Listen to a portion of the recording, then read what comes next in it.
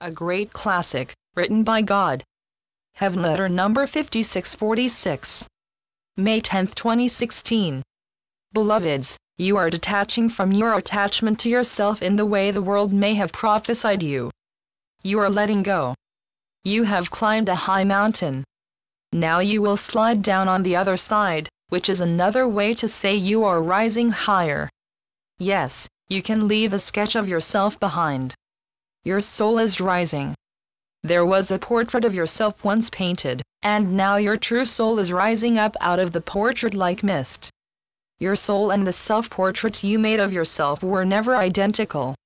You are greater than you can imagine. You are greater than the world can imagine. Guide yourself. Your presumed self-portrait was done in bits and pieces, an add-on here, an add-on there, an attempt at being what the world bows down to. You wanted to be good. You wanted to be right in the eyes of the world, and so you may have disjointed yourself. For what? For the sake of approval from somewhere?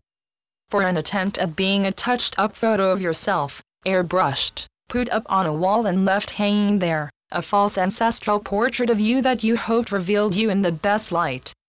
It may have been a fine portrait, only it may not have been of you.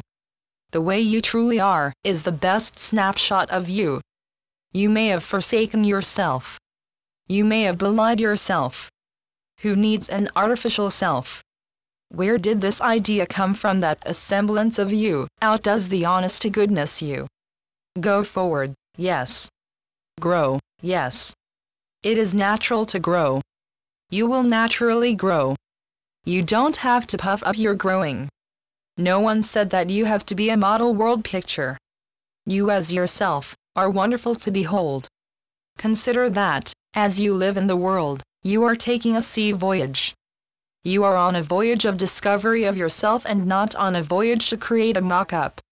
You are finding yourself rather than predicting yourself or modeling yourself after someone else's idea of what you should look like.